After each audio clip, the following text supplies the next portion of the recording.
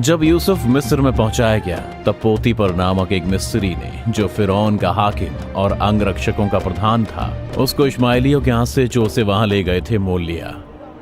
यूसुफ अपने मिस्री स्वामी के घर में रहता था और यहोवा उसके संग था, इसलिए वह भाग्यवान पुरुष हो गया।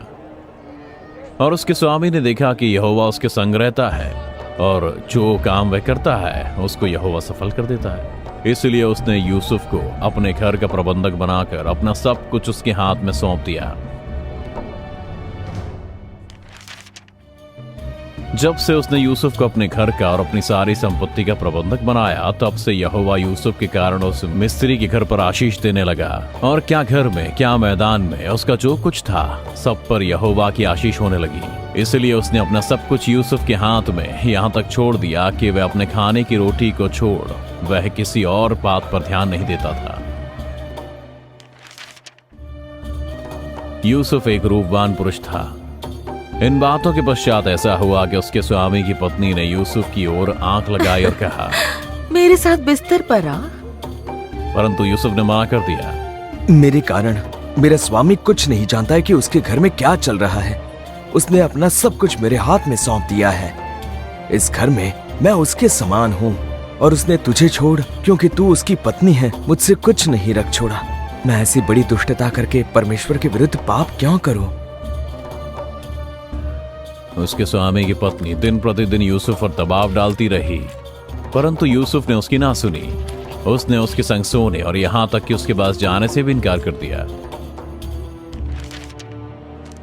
हालांकि एक दिन यूसुफ अपना काम काज करने के लिए घर में गया और घर के सेवकों में से कोई भी घर के अंदर ना था। तब उस स्त्री ने उसका वस्त्र पकड़ लिया।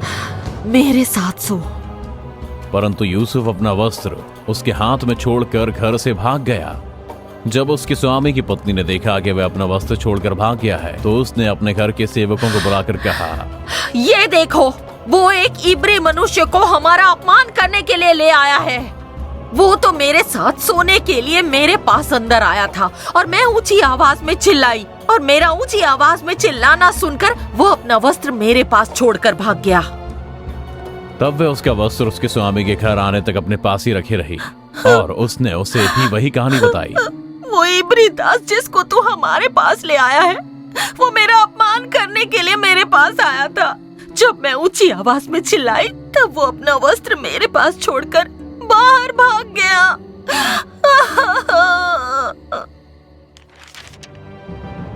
जब यूसुफ के स्वामी ने अपनी पत्नी की बातें सुनी तो उसका कोप भड़क उठा।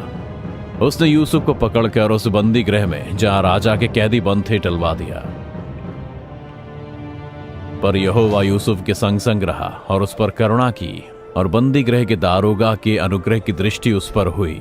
और दारोगा ने उन सब बंदियों को जो कारागार में थे यूसुफ के हाथ में सौंप दिया। यूसुफ के वश में जो कुछ भी था, उनमें से बंदी गृह के दारोगा को कोई भी वस्तु देखनी न पड़ती थी, क्योंकि यहोवा यूसुफ के साथ था और वह जो कुछ करता था यहोवा उसको उसमें सफलता देता था। यूसुफ सुंदर और रूपवान था। इन बातों के पश्चात ऐसा हुआ कि उसके स्वामी की पत्नी ने यूसुफ की ओर आंख लगाई और कहा, मेरे साथ सो।